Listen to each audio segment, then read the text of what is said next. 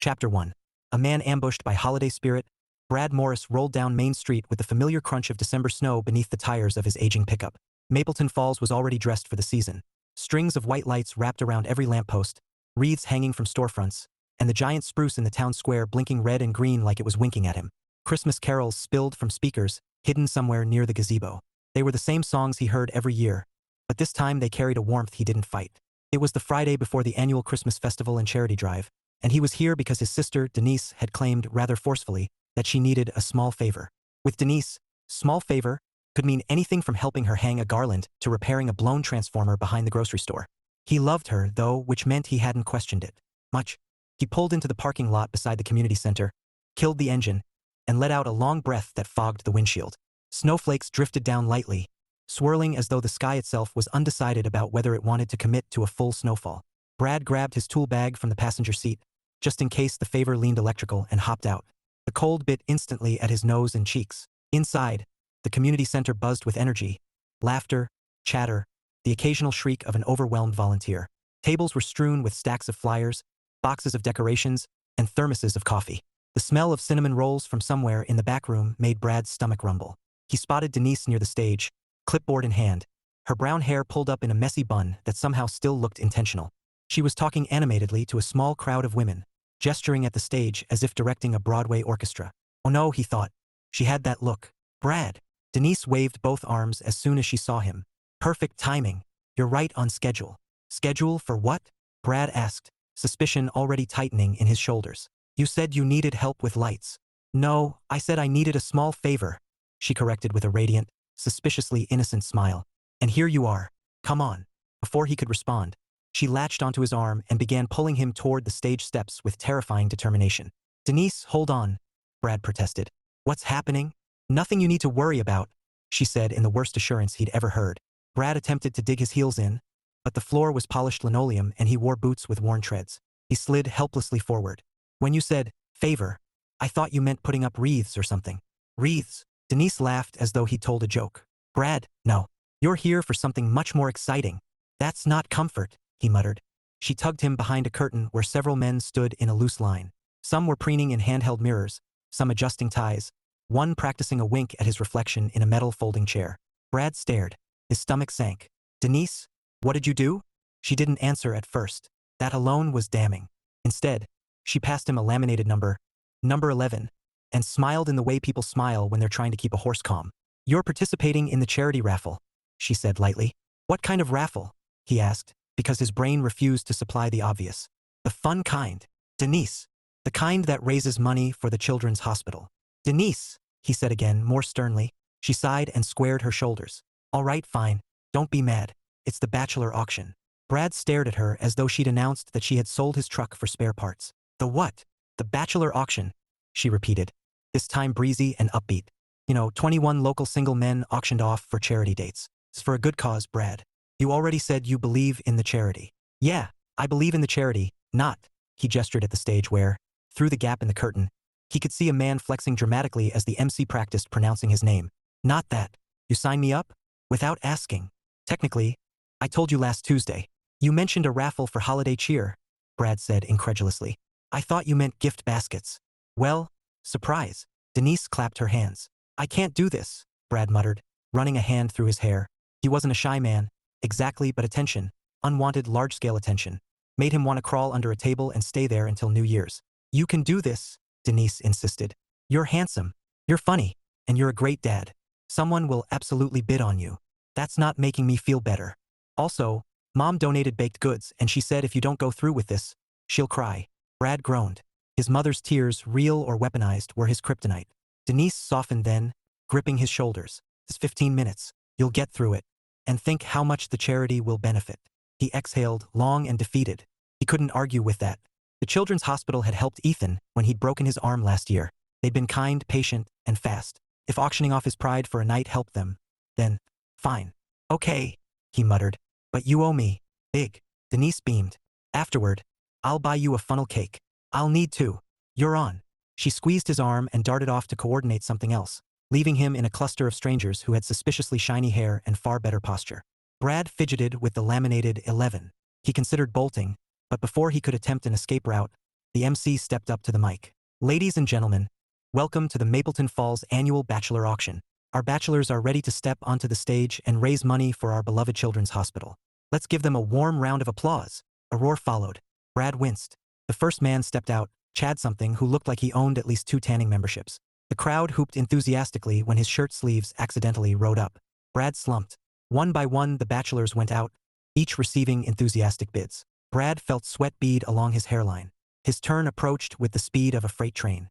Next up, the MC said brightly, we have bachelor number 11, Brad Morris. Brad felt a shove from behind. Go, one of the men whispered. You'll do fine. He stumbled onto the stage, blinking against the lights. The crowd in the community center was larger than he expected. At least 100 people, mostly women, some waving paddles, others cheering like they were at a bowling league championship. Brad lifted one hand awkwardly. Hi. He heard Denise murmur urgently from the wings. Smile. He managed something that felt more like a grimace. This handsome catch, the MC continued, is 34 years old, works as an electrician, very handy ladies, has a great sense of humor, and is a devoted father to his 5-year-old son. Bidding starts at $20. Brad closed his eyes briefly. Well, this was happening. 20, someone called. 30, 40. Then a familiar voice, strong, crackly with age, rang out from the back. 100. Brad blinked. That voice. He peered through the lights. There she was, Mrs. Eleanor Whitcomb, her silver hair arranged in a perfect swirl, her small gloved hand gripping a bidding paddle. She wore a bright red coat and an expression of determination. A laugh bubbled out of Brad before he could stop it. Mrs. Whitcomb, he said under his breath, his old elementary school teacher, a legend, a terror, a hero. She once made a 6th-grade bully cry with a single raised eyebrow.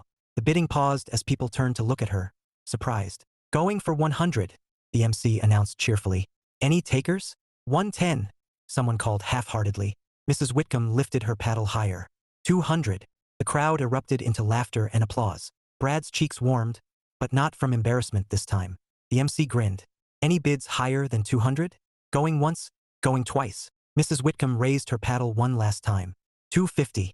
The room gasped. Even Denise, from the wings, mouthed wow. Sold, the MC declared. To Mrs. Eleanor Whitcomb for $250. The applause was genuine and warm. Brad felt something unclench inside him. He stepped off stage as Mrs. Whitcomb approached with the same purposeful stride she'd used decades ago. Well, she said, looking him over. You grew up nicely.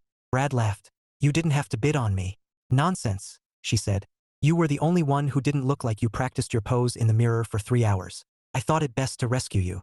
Thank you, Brad said sincerely. And, she added, tapping her purse, it's for charity. I don't mind a night out myself. Now, when are you taking me on this date? That depends, Brad said. What's your idea of fun these days? Oh, you'll think of something, she said, eyes twinkling. I trust you more than the others. You were always sensible. She lowered her voice conspiratorially. Except when you tried to glue Gerald Thompson's chair to the floor in 5th grade. Brad's mouth fell open. You knew about that? My dear boy. I know everything. She patted his cheek. Call me tomorrow. We'll arrange something delightful. As she walked off, Brad shook his head, smiling. Somehow, improbably, the ordeal felt not terrible. Denise reappeared at his side. See? That wasn't so bad. Threaten me with mom's tears again and I'm changing my number. She looped her arm through his. Come on. The night's not over. We've got the blind cake raffle next. Brad tensed. I've done enough for charity tonight. Nope, Denise said cheerfully. Cake raffle. Denise, she was already steering him toward another crowd. Another table. Another fate he wasn't ready for. Brad sighed. Christmas spirit was beginning to feel like a contact sport. Chapter 2. The auction block. Brad had always considered himself a reasonably sturdy man. Steady on ladders, quick with his hands, unfazed by snarling electrical panels. But the moment he stepped off the stage after being purchased like a prized ham at a Christmas bazaar, his knees wobbled just enough that he had to pretend to retie a boot. People clapped him on the back as they passed, congratulating him for being a great sport, which he supposed was a polite way of saying you survived public humiliation with minimal twitching. Mrs. Whitcomb's triumphant bid still echoed around the community center, followed by the lingering laughter of a town that loved nothing more than a bit of holiday spectacle. And Brad, who dearly preferred to blend quietly into the background, felt like he'd just been cast as the accidental star of a comedy he never agreed to be in. He trudged toward the refreshment table in search of something warm, caffeinated, and capable of resetting his sense of dignity. Coffee. Definitely coffee. On the way, people waved or offered cheerful greetings. Good job up there, Brad. You look terrified, but in a cute way. Your teacher really went for it. Brad offered stiff smiles. Thanks. Yep, sure did. By the time he reached the coffee urn, he was exhausted. He poured himself a cup, inhaling the steam like it contained oxygen. As he turned, he nearly collided with the last person he wanted to see during a moment of public vulnerability. April Jennings. She was walking toward him, her winter coat cinched elegantly at the waist, blonde hair curled just enough to look like she hadn't tried. April always managed that effortless beauty that could irritate or awe depending on Brad's mood. Tonight he wasn't in awe. Her expression was unreadable at first, then softened. I heard you got auctioned off. He took a slow sip, hoping caffeine would fortify him. You heard right. Denise? She asked knowingly. Of course. A small smile tugged at her lips. You were never good at saying no to your sister. Tell me something I don't know. April's eyes flicked toward the stage. So, who won you? He braced himself. Mrs. Whitcomb. April blinked. Your 5th grade teacher? The very one. Her laugh burst out, a warm sound he hadn't heard in months. Well, at least she's reliable, and she won't expect you to pose for pictures on Instagram. Small mercies. A brief silence fell. Not tense exactly, but weighted with the complicated residue of people who used to share a life and now shared carefully measured weekends and drop-off schedules. How's Ethan? Brad asked because it was always the safest question. He's good, April said. We worked on his gingerbread house earlier. He wanted to make one for you too. It's covered in gumdrops. All gumdrops. No gingerbread visible. Brad's heart tugged. Yeah, that sounds like him. He'll be excited to see you tomorrow. Me too. He paused, then added gently, thanks, April, for telling me. Her composure wavered for a moment. She glanced away, then straightened. Well, I should let you get back to whatever Denise has planned next. You say that like she hasn't already done enough damage. April's laugh returned, lighter this time. Good luck, Brad. She walked away, boots clicking softly across the floor. Brad watched her only long enough to confirm she wasn't turning around with one of her infamous follow-up critiques. When she didn't, he exhaled. Brad. And there it was again, his sister's battle cry. He turned just in time to see Denise weaving through the crowd, cheeks flushed from joy and possibly panic. Her clipboard slapped against her coat as she approached. The cake raffle's starting, she said. You're up. No, Brad corrected. You're up. I'm done. I've contributed my quota of public embarrassment for the year. Not true, she chirped. You have so much more potential. I'm going home. You're absolutely not.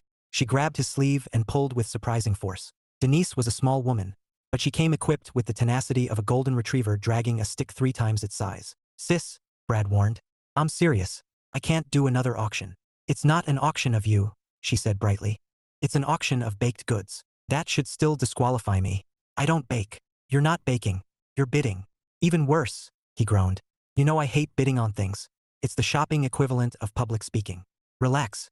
You won't have to say anything. Just hold up the paddle. Very minimal interaction. That's exactly what you said before the bachelor auction.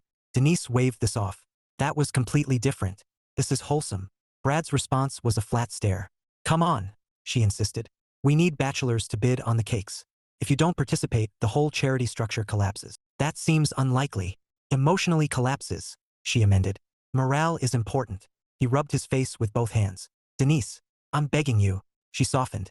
For a brief second, her expression was sympathetic. Then she said with tender cruelty, Mom's here. He froze. No. Oh yes. As if summoned by the devil or his sister. His mother appeared from behind a table filled with raffles baskets. She carried a tray of cookies and wore the same sentimental smile she used to deploy whenever one of her children stood on stage for a school recital. Hi, sweetheart, she said sweetly. Are you ready for the cake raffle? Denise told me you're participating. I'm so proud. Brad felt the final blow land. I guess I'm doing the cake raffle. Denise beamed triumphantly. Mom squeezed his elbow. The universe had conspired against him. Minutes later, Brad found himself standing in another line, this one in front of tables covered with cloaked cakes. Each cake sat under a shiny silver cover, hiding the baker's identity. The air smelled of chocolate, cinnamon, frosting, vanilla, and regret. The MC reappeared at the microphone.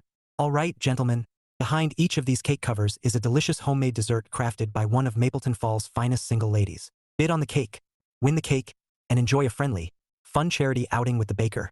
No pressure, no romance required. Unless you bake that in yourselves. The crowd laughed. Brad wanted to swallow his entire paddle. Denise shoved him closer to the front. Pick a number, she whispered. Any number. He stared at the table. 12 cakes, all identical under silver domes. It felt like a game show designed specifically to torture introverts. Fine, he muttered. Number 3. Excellent. Denise chirped, jotting it on her clipboard. That one looks promising. How can you tell? He asked deadpan. Is the dome vibrating with destiny? No, she said, unfazed.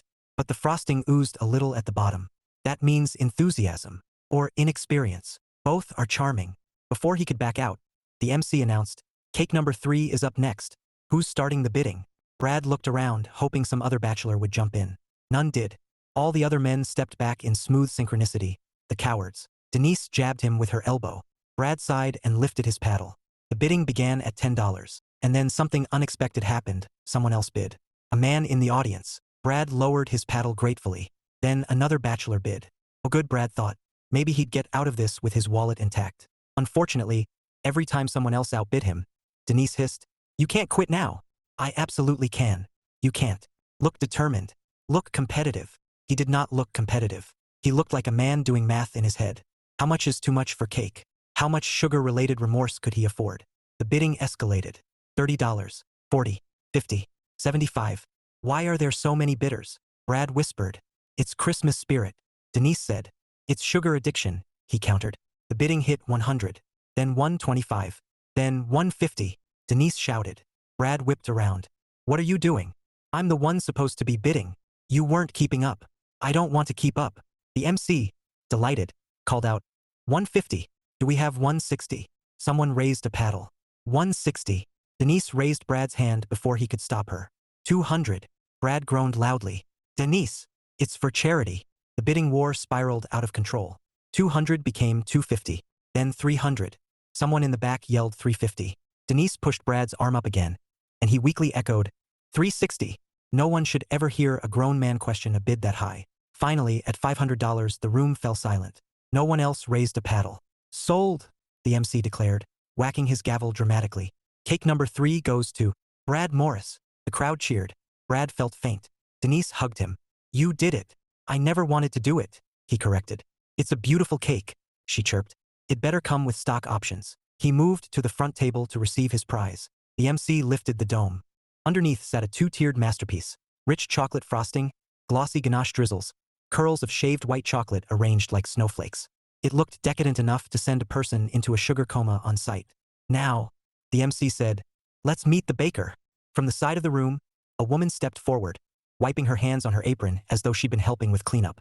She had soft brown hair pulled into a low braid, warm hazel eyes, and a gentle, surprised smile, as though she never expected her cake to cause a financial bloodbath. Brad blinked. Holly Carver? He said. She blinked right back. Brad? Wow, it's been a long time. No longer the awkwardly quiet girl from school. Holly had grown into a woman with an easy warmth, a glow of competence, and a smudge of flour on her cheek that somehow made her look even more charming. Brad swallowed. Denise elbowed him hard. Congratulations, Holly said shyly. I guess we're doing a charity date. Brad opened his mouth, and for once in his life he had absolutely no idea what to say. Chapter 3. Cake Roulette. Brad had forgotten how loud a community center could get when packed with cheerful townsfolk hopped up on sugar and Christmas spirit. After the chaos of the cake raffle, the air smelled like frosting, coffee, pine needles, and the faint simmer of rivalry between competitive bakers. The cheers were still fading when Holly Carver stepped fully into the light beside her 2-tier cake, smoothing her apron as if it could disguise her sudden blush. Brad wasn't sure whether she was embarrassed, amused, or horrified that her dessert had triggered a bidding war worth $500. He suspected a combination. Wow, Holly said, laughing softly. I didn't know my cake was worth that much. Brad rubbed the back of his neck. I didn't know I'd be spending that much. She smiled, warm, small, slightly crooked, a smile that tugged unexpectedly at his chest. Thank you, she said, for the bid, even if you were strong-armed into it. Strong-armed is putting it nicely, Brad admitted, shooting a glance at Denise, who stood off to the side with the smug satisfaction of a general who had successfully executed a complicated battle plan. She gave Brad an exaggerated thumbs up. Holly followed the glance and laughed. Your sister hasn't changed at all. You remember her being a menace? She was always very persuasive. She once convinced half the senior class to take clogging lessons. That sounds like her, Brad said. Did you take them? Absolutely not. That sounds like you. Their shared laughter came easily. Brad felt a flicker of familiarity, less like recognizing someone from school and more like slipping back into a book he vaguely remembered loving years ago. The MC cleared his throat theatrically into the microphone. Ladies and gentlemen, if the bakers and winning bidders will step forward to exchange contact information, we can continue the festivities. Holly tucked a loose strand of hair behind her ear. I guess we should, exchange details so we can plan the charity date, she said, lifting her phone. Right, Brad agreed. His voice came out steadier than he felt. A date that requires zero romance. Just fun. Purely charitable. Totally innocent. Very innocent, Holly echoed, nodding earnestly, then laughing at herself. Not that there'd be anything wrong with. Sorry. I just talk too much when I'm nervous. Brad fought a grin. That makes two of us. I've never believed that, she said. You should see me on stage with a bidding paddle. She snorted. The sound was adorable. Fair enough. Here. You want me to put my number in? He handed her his phone. Go for it. As she typed, Brad found his gaze drifting, just for a moment. Holly Carver had changed since school. Not dramatically, not in a way that made her unrecognizable, but in the same way that time had changed him. She'd shed the quiet, wallflower uncertainty and replaced it with something steadier, more confident, yet still gentle. Still Holly. She handed back the phone. All set. Great, he said, pocketing it. I'll text you tomorrow to figure out the details. Perfect. They stood there a beat too long, neither moving. Well, Holly finally said, I should go help clean up. Some of the volunteers are trying to scrape frosting off the floor. It's a losing battle. Good luck with that. Thanks. You should enjoy the rest of the festival. I'm planning to enjoy the part where I sit down and don't get auctioned for anything. Her eyes gleamed. A wise plan. She walked off, joining the cluster of volunteers stacking trays and carrying decorations. Brad watched her go. Not staring, not openly, but with enough awareness to feel the ghost of a smile tugging at his lips. Then a throat cleared behind him. He turned to find his sister standing there with folded arms and a look that was far too strategic. What? Brad said. You like her, Denise declared. I do not. Oh, please, she scoffed. You were looking at her like she was Santa delivering winning lottery tickets. I look at everyone like that. Liar. Brad crossed his arms. Holly Carver is just a girl from high school. A nice girl. A good baker. And that's it. Keep telling yourself that. He groaned. Don't start. Please. I barely survived tonight. Fine, Denise said. But her grin suggested nothing about her intentions was fine. But I'm telling Mom. Brad nearly dropped the cake box. You are not. She'll be thrilled. Denise. But she was already skipping away. You can't hide love from Mother, she called over her shoulder. It's not love. Brad called back, but the music swallowed his voice. He sighed, lifted the cake. Dear God. It was heavy enough to qualify as a workout, and looked around for the quickest escape. But before he could disappear, Mrs. Whitcomb materialized, like a fairy godmother, or a warden. Hard to tell. Well, she said briskly, you handled that better than I expected. Thanks, Brad said. She eyed the cake with disapproval. That much chocolate should be illegal. It's for charity. And for clogging arteries. He chuckled. I'll share it. You'll do no such thing, she said. Save it for your date. It's not that kind of date. Hum. Brad sighed. I'm suddenly aware that everyone in this town is very invested in my love life. Of course we are, she said. None of us have anything better to do. With that, she patted his arm and wandered off to terrorize a new generation of townspeople. Brad took advantage of the distraction and slipped out the side doors into the fresh, quiet night. Snowflakes drifted lazily through the lamplight. The cold air slapped his cheeks and cleared some of the adrenaline from his head. The town square was beautiful. The giant spruce glowing with warm lights, storefront windows fogged slightly from heaters within, the old-fashioned lampposts decorated with ribbons and bells. Children ran across the snow-dusted grass, their boots squeaking. Couples strolled arm in arm. The whole scene looked like one of those holiday postcards his mother collected. He stood there, letting the calm settle in. His phone buzzed. A text from April. Ethan's excited for tomorrow. Wants to show you the gingerbread house. Bring marshmallows? He smiled faintly. Sure. Tell him I can't wait. Then another text buzzed in, this one from an unfamiliar number, but he recognized it instantly. Thanks again for the bid. I didn't expect you to win. I'm glad you did though. Talk tomorrow. Holly. Brad stared at the message longer than necessary. He typed back, looking forward to it. He added a smiley face, deleted it, typed it again, deleted it, settled for, see you then. He pocketed his phone and carried the cake carefully toward his truck. Snow gathered on the lid as he walked. When he reached the truck and set the cake gently on the passenger seat, he paused and leaned against the door. His breath made pale puffs in the cold air. Denise's teasing whispered in the back of his mind. You like her. He didn't know if he did, not yet. Not in the way his sister meant. But the idea wasn't unpleasant. Surprised him how easy it felt to talk to Holly. How natural it had been, like slipping into a rhythm he didn't know he remembered. He shook his head, trying to clear it. Tonight had been too chaotic to sort anything out. He'd been auctioned off twice. He'd survived stage lights, cheering crowds, charity pressure, and Denise's relentless matchmaking instincts.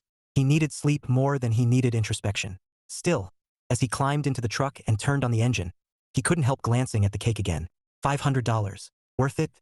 He wasn't sure about the cake. But the smile on Holly's face when she realized he'd won it. Yeah, that might have been worth all of it. By the time Brad reached home, the snow had thickened. His small rental house sat at the edge of town, its porch light glowing warmly. He parked, grabbed the cake with both arms, praying he didn't drop the thing, and carried it inside. The house was quiet, tidy enough for a bachelor who cleaned in short, distracted bursts. Ethan's drawings hung on the fridge, stick figures that vaguely resembled dinosaurs, firefighters, and superheroes. Brad dropped his keys in the wooden bowl by the door and set the cake carefully on the counter. He peeled off his coat, draped it over a chair, then stared at the cake again. He should probably try a slice, right? After all, he'd paid for it. It would be irresponsible not to verify that it was edible. He grabbed a knife, cut a small wedge, and tasted it. His eyes widened. Holy! He clamped down on the swear. Ethan wasn't here, but the habit never left him. It was incredible. Rich, smooth, perfectly balanced chocolate with a hint of espresso that made the sweetness deeper, not stronger. Moist, decadent, dangerous. $500 suddenly didn't seem so ridiculous. He took another bite, then another. Okay, Brad, he muttered. Slow down. You're gonna wake up in a chocolate coma. He put the knife down, washed the plate, backed away from the cake like it was a live wire. Tomorrow he had Ethan. Tomorrow, he also had to arrange a totally not-a-date charity outing with Holly. He didn't want to overthink it. He didn't want to jump ahead. But as he shut off the lights and headed to bed, one thought settled quietly in the back of his mind. Tonight had blindsided him. And yet somehow it felt like something good had begun. Chapter 4. Sugar, memory, and a flicker of something new. Holly Carver had forgotten how loud the bakery could be on a December morning. Not loud in a chaotic sense, but in the relentless way ovens hummed, timers chirped, mixers thudded through thick batter, and customers' laughter filtered through the front windows. Her aunt used to say the bakery was a living thing, breathing, speaking, demanding attention through every creak of its old bones. Holly had smiled at that as a teenager. Now, as the current owner, she understood it a little too well. She wiped a streak of flour from her cheek with the back of her wrist and exhaled into the quiet that followed the rush. The shop was closed for a brief midday break, and she savored it, one precious hour before the next wave of visitors descended in search of gingerbread men, cinnamon swirls, or her newest attempt at meringue snowflakes. She loved the bakery. She also had no idea whether she could keep it running past spring. The numbers didn't lie. Some weeks were strong, others weak, and although the town adored her aunt's recipes, Holly hadn't yet found her own footing. She could bake anything you asked for, but turning it into a sustainable business felt like trying to waltz on shifting ice. She told herself to be patient. She'd only returned to Mapleton Falls 4 months ago, after all. A fresh start wasn't supposed to feel comfortable at first. But some mornings she stood in the doorway, inhaling butter and vanilla and old memories, and wondered if she was simply wearing shoes that weren't truly hers. She was deep in that thought when the bakery bell jingled. Not once, but twice, as if whoever was on the other side couldn't wait for her to respond. Sorry, she called, grabbing an apron. We're closed until… Holly? A familiar voice answered. You in there? Her breath caught. Not panicked, not thrilled, but surprised. She crossed the kitchen and peeked around the doorway just as Brad Morris pushed the door open, holding it steady with one boot.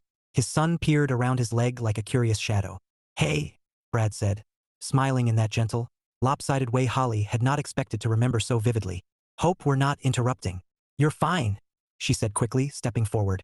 We've got the break posted on the window, but apparently somebody didn't read it.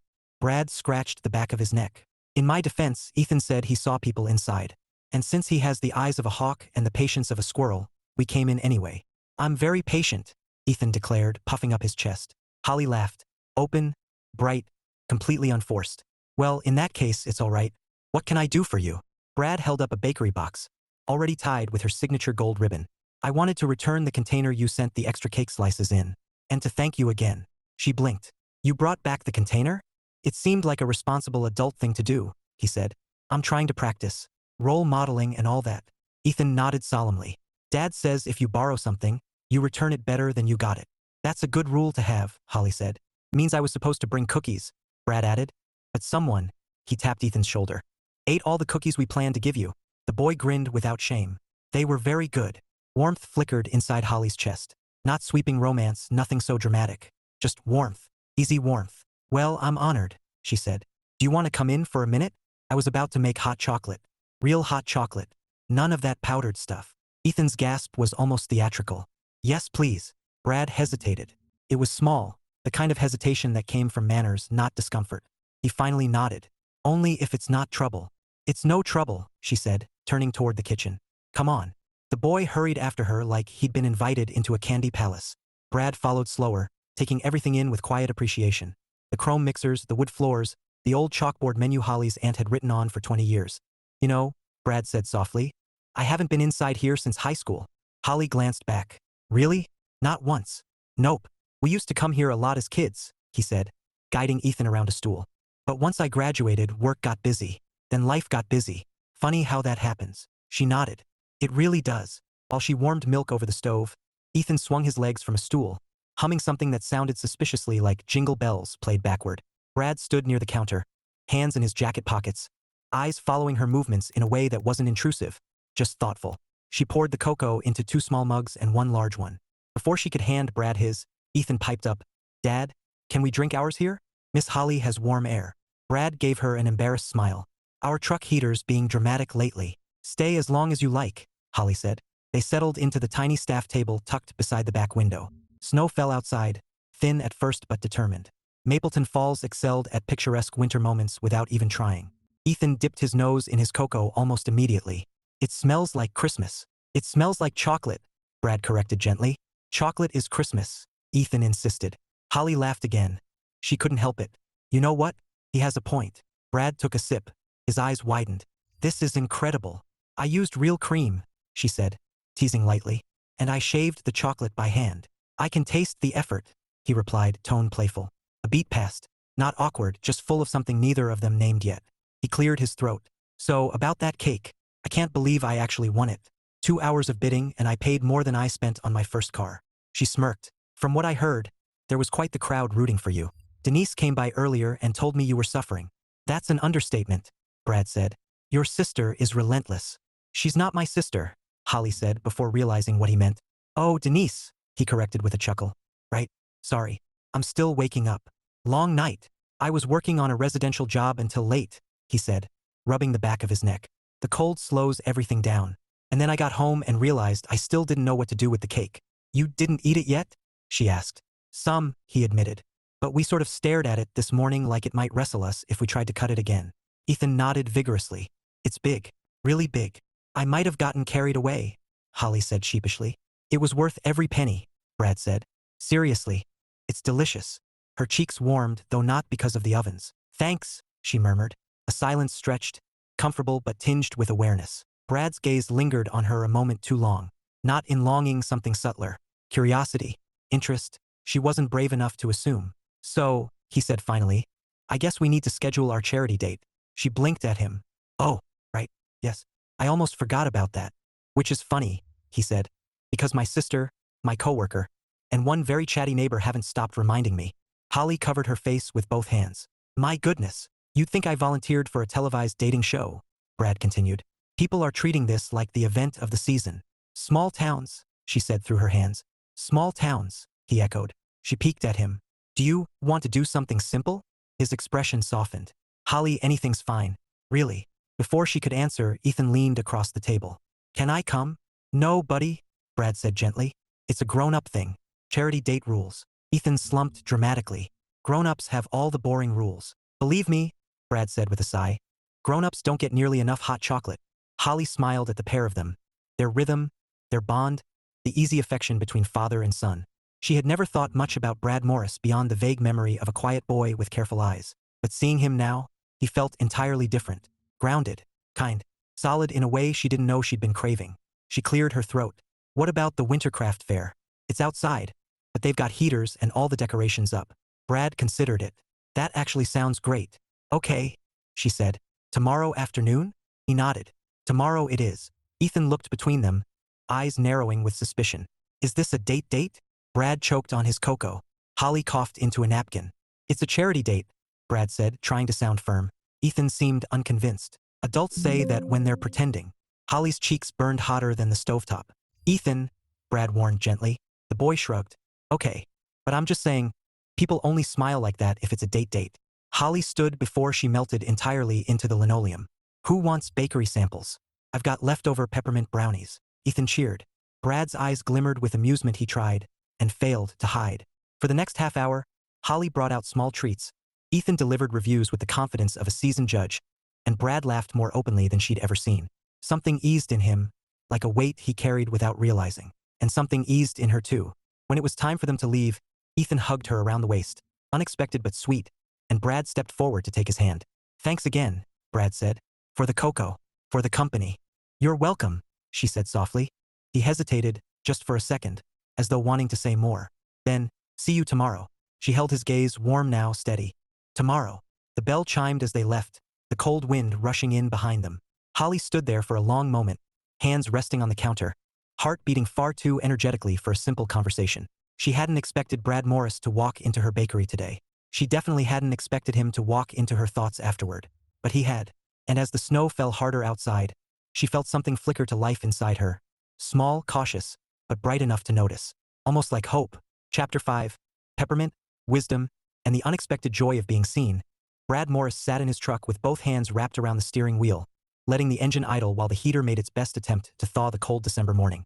Ethan had already been dropped off at preschool, bundled, buzzing with excitement, announcing to anyone who would listen that his dad had a date that isn't a date, but maybe kinda is. Brad had shushed him until his throat hurt. He was headed to meet Mrs. Whitcomb for their charity date. The idea had seemed simple last night. Spend an hour or two entertaining his former third-grade teacher. Enjoy her sharp humor. Make her smile. Easy. Harmless. But now, in the quiet hush of morning, a memory of Holly leaning against her bakery counter kept intruding. Her laugh warm, her eyes brighter than he remembered from school. The way she tucked a stray curl behind her ear when she smiled at him. He told himself it was nothing more than appreciation. He told himself this was just what happened when you talk to someone kind for longer than 5 minutes. Still, she lingered in his mind the way cinnamon lingered on your clothes after leaving the bakery. He shook it off and backed out of his driveway. Today was about Mrs. Whitcomb, their promised outing. And honestly, he was looking forward to it. The Mapleton Falls Senior Center sat at the edge of town, a squat building shaped like a snow-dusted gingerbread house, complete with holiday wreaths on every door. Inside, the familiar scent of peppermint oil and lemon furniture polish hit him instantly. He hadn't been here in years, but it felt the same, warm, slow-paced, safe. Mrs. Eleanor Whitcomb waited for him in the lobby, wearing a brilliant red coat, a knitted scarf, and a smile that could slice through winter gloom like a sunbeam. "There he is," she declared, arms spread as if welcoming a long-lost celebrity. "Mapleton Falls' most reluctant bachelor." Brad groaned playfully. "Please don't start." "Oh, I intend to," she said, grabbing her purse. "It's my constitutional right as an old woman." He offered her his arm. She looped hers through without missing a beat. "Where to first?" she asked. "I thought we'd stroll through the Christmas market," he said. "They've got hot cocoa, crafts, and enough lights to blind us both." She patted his hand. "Perfect. Lead the way." The market bustled with mid-morning shoppers despite the weekday. Booths lined the town square, each decorated with garlands and twinkling lights. Vendors sold everything from hand-carved ornaments to crocheted snowmen to candles that promised scents like winter cabin and midnight frost. Mrs. Whitcomb made a delighted noise. "I love Christmas markets. They remind me of my husband." Brad smiled down at her. "He used to bring you?" "Every year," she said softly. He pretended he hated it, but he always bought the most ridiculous ornaments. One time he bought a ceramic cow dressed as Santa. Hideous thing. I cried when it broke. Her tone held sorrow, but also warmth. Brad's chest tightened. "I'm sorry." "Oh, life is loss and life is joy," she said briskly. "Both at once most days. The trick is remembering the joy matters too." Brad exhaled. "You always were good at big life lessons." "I was a teacher for 40 years, dear. I had to make the job dramatic." They visited several booths. Mrs. Whitcomb interrogated the artisans with friendly enthusiasm. Brad carried her purchases. A jar of peppermint bark, a hand-painted dove ornament, and a knitted hat she insisted was for a neighbor's child, but clearly intended to keep her own ears warm. Halfway through the market, they stopped for cocoa. The vendor recognized Mrs. Whitcomb immediately. "Still teaching men how to behave, I see," the woman teased. "Someone must." Mrs. Whitcomb shot back. "He's not hopeless, you know." Brad raised his cup in mock surrender. They found a bench near the enormous town Christmas tree. Snow drifted lazily, melting on Brad's gloves. Mrs. Whitcomb took a sip of cocoa, smacked her lips, and gave Brad a sideways glance sharp enough to pierce stone. "You're troubled," he choked. I'm not." "Bradley Morris." She turned fully toward him. "I was your teacher in the year you tried to eat paste on a dare, and I was the one who caught you when you climbed on top of the cubbies to impress the girls. You are troubled." He groaned into his hands. "I forgot how terrifying you are." "Age only sharpens my abilities," she said. "Now tell me what's bothering you." He blew out a breath. "It's nothing dramatic. Just life. Ethan. Work. The usual." She raised a brow. Silence stretched. He caved almost instantly. "Fine. There's someone." "Aha! It's not a thing," he said quickly. "It's potential." Mrs. Whitcomb leaned forward, eyes sparkling. Does this potential have a name? He rubbed the back of his neck. Holly. Holly Carver. The Carver girl, she said. The shy one who helped stack books after school? Bold of you, Bradley. She's different now, he said softly. Not shy. Just steady. And she likes you? He hesitated. I don't know. Do you like her? He hesitated again, but not for the same reason.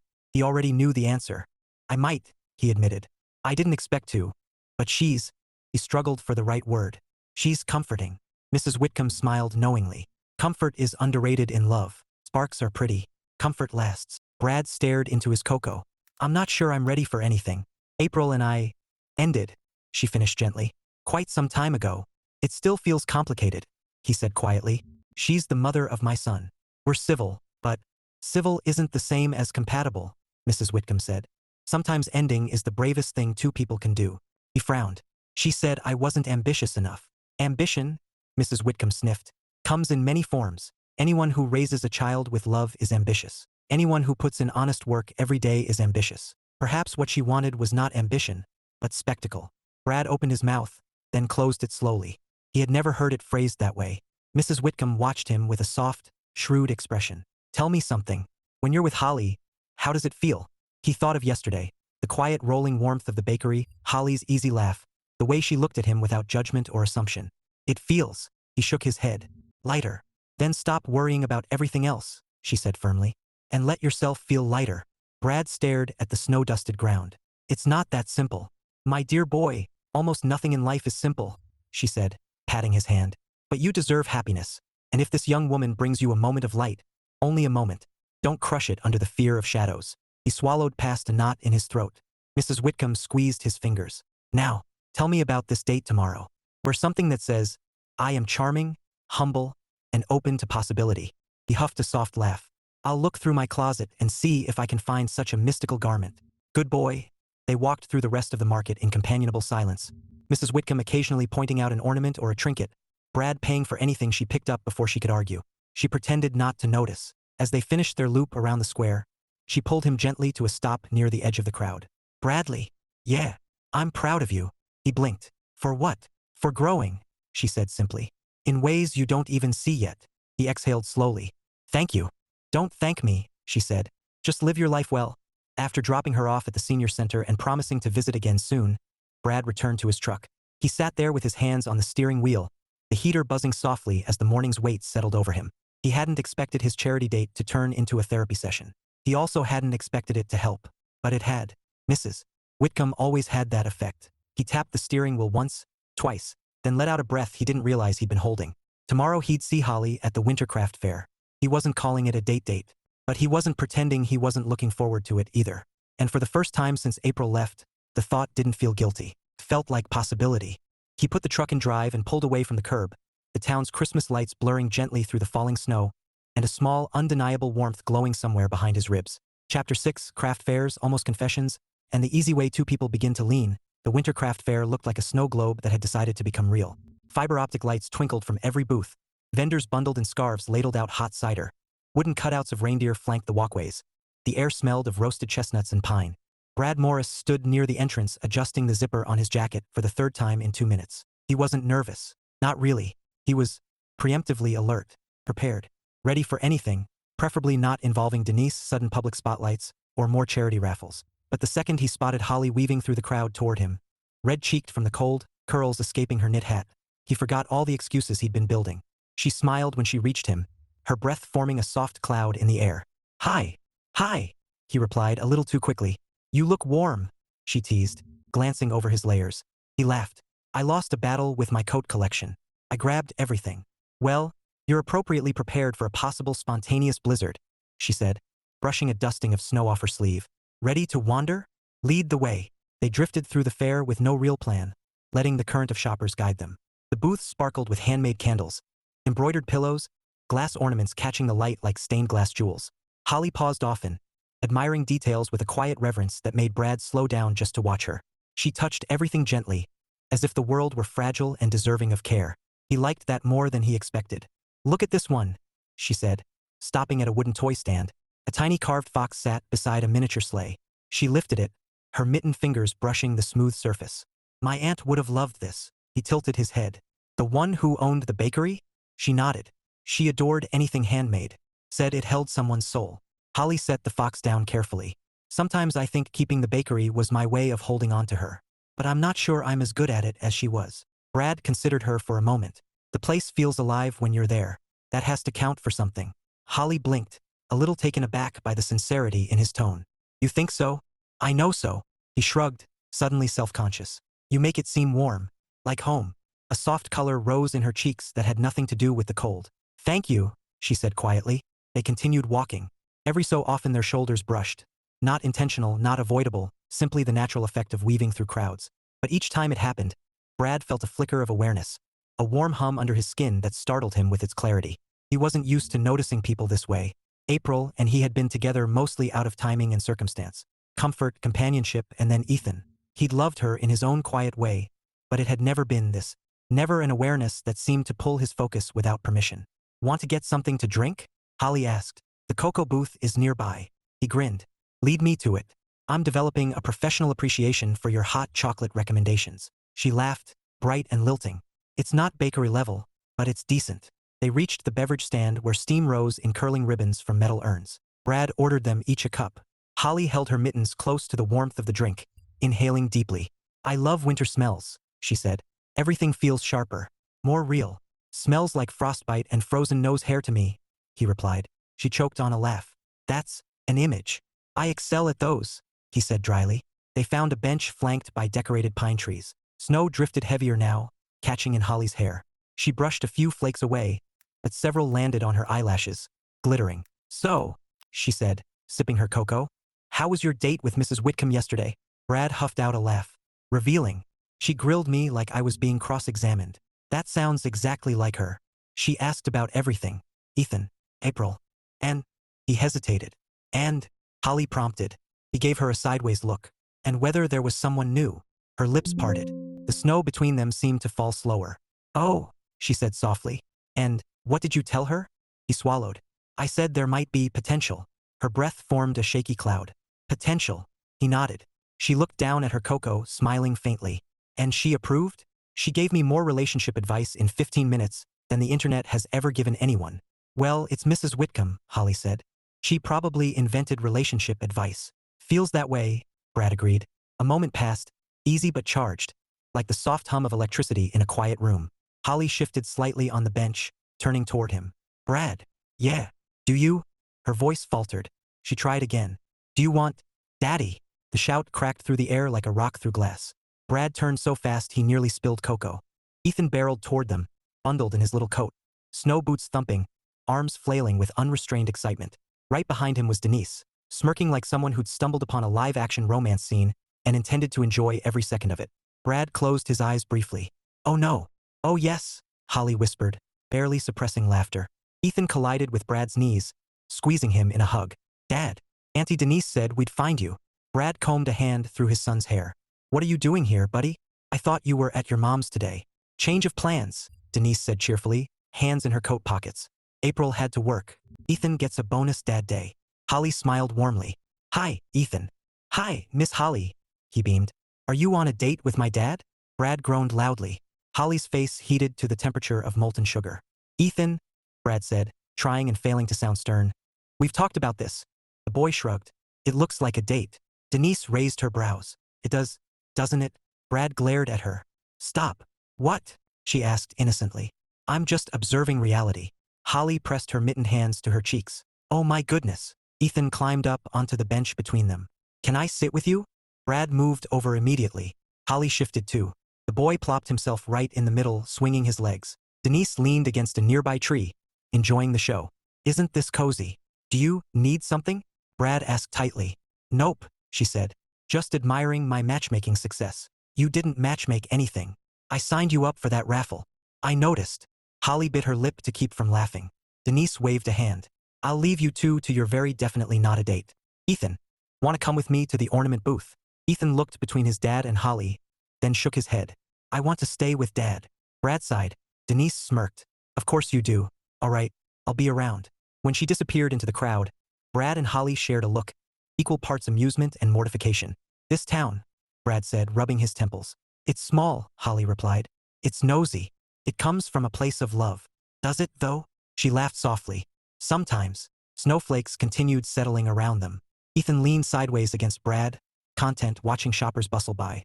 Holly set her empty cup aside and gave Brad a gentle smile. Before we were interrupted, you were going to say something. His pulse kicked unexpectedly. Was I? You looked like you were building toward something. He swallowed. I was. Her breath fogged the air, waiting. He opened his mouth and closed it again, not from doubt but from caution. Too fast, too soon, and something delicate might break before it even had a chance to form. He cleared his throat. I'm really glad we're doing this. Her eyes softened. Me too. And I'd like to get to know you better. Her smile warmed the cold air. I'd like that too. Something eased in his chest. A slow release of pressure he hadn't noticed until it left. Ethan leaned forward suddenly. Can we get cookies? Brad let out a bark of laughter. Sure, bud. Holly stood. There's a booth 2 aisles over that has gingerbread. Ethan hopped down from the bench. Brad rose beside them. Their hands brushed as they began walking. Neither of them pulled away. The gingerbread booth smelled like heaven and molasses. The vendor handed Ethan a free sample because cute children deserve sugar, and Holly chose a small bag for herself. Brad didn't buy anything but stayed close. Close enough to feel the heat from the booth lamps. Close enough that every time Holly looked up, she found him already looking at her. They spent another hour drifting between booths. Ethan insisted on holding both their hands at one point, swinging between them like a joyful pendulum. Holly didn't mind. Brad minded only because it made his heart feel too big for his body. When the afternoon light dimmed and the first real wave of evening chill settled in, Brad glanced at Ethan, now yawning mid-stride. I should get him home, he said softly. Holly nodded. Of course. They walked back to the entrance together. Snow muffled the noise of the crowd. Holly stopped beside a lamppost dusted with frost. I had a really lovely time, she said. Thank you. Brad shoved his hands into his pockets. I should be the one thanking you. For what? For just being easy to be around. Her expression softened. Brad. He met her eyes.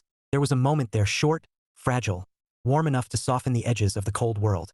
But Ethan tugged his coat. Dad, donuts. Brad snorted. Home first, donuts later. Holly gave a quiet laugh. He hesitated 1 second, too, and then stepped closer, offering her a small, earnest smile. I'd like to see you again, he said, low but certain. Holly's breath hitched just once. I'd like that. Soon, he added. Soon, she echoed. They parted reluctantly. Brad walked toward his truck, Ethan skipping ahead. Holly remained by the lamppost for several seconds longer, watching them go. Her cheeks were cold. Her hands were cold. But her heart? Warm. Very warm. Warmer than it had been in a very long time. Chapter 7, Snowflakes, Secrets, and the first honest pause. The week after the Wintercraft Fair passed in a blur for Brad. Work was relentless. Ethan's school projects and extracurriculars kept him busy. And for a moment, he wondered if the magic of the weekend was already fading. But every morning, as he poured himself coffee and glanced at his phone, he saw it. A message from Holly. A brief note, always casual, always warm, and each time it made the corners of his mouth lift without conscious effort. Saw a peppermint bark recipe that made me think of you. Want to try it Saturday? Brad smiled faintly. Absolutely. He stared at the screen a moment longer, then shook his head as if clearing it. It wasn't a date, he reminded himself. It was baking for charity. Or fun. Or something else entirely. Something undefined. Nothing serious. Yet his chest throbbed with anticipation in a way he hadn't felt in years. Saturday morning arrived, dusted with snow that glimmered in the early sunlight. Brad had promised Ethan a snow fort before the baking experiment. So they spent an hour shoveling, piling, and compacting snow into walls strong enough to withstand toddler attacks. Or at least his best effort. Ethan chattered incessantly about winning snow battles, while Brad offered his usual commentary, alternating between advice and mock scolding. By the time Holly arrived, Ethan had declared their fort unstoppable, and collapsed into the powdery interior with a triumphant sigh. Holly stood at the gate, bundled in a bright blue coat with a matching scarf, her cheeks pink and hair escaping the hat in a tangle of curls. She waved, holding a tote bag filled with ingredients and baking supplies. Wow, Brad said, trying not to sound breathless. You brought a lot. I'm prepared, she said, stepping through the snow. Her boots crunched against the ice and powder. It's peppermint bark, after all. Precision counts. Precision, right? Brad echoed, following her inside. Ethan's eyes widened when he saw her enter. You're going to bake with us? He asked, hopeful. Holly crouched to his height. I'm going to help, but we have to follow rules. Serious chef rules, like wearing aprons and tasting only at designated moments. Designated moments? Ethan asked suspiciously. Brad snorted. This already sounds like a good plan. Holly led the way to the kitchen while Brad carried in flour, sugar, and eggs. They set up the workspace, Ethan bouncing between them, occasionally grabbing utensils to help. Holly watched him with amusement and patience, allowing the boy his freedom while maintaining a subtle structure. Brad noticed it immediately, her ability to command attention without demanding it, to guide without smothering. It was captivating. "So," Brad said, pretending to focus on unwrapping the butter, "you teach peppermint bark then?" "No," Holly said, peeling the plastic from her ingredients. "I experiment. Sometimes it works. Sometimes it explodes in the oven."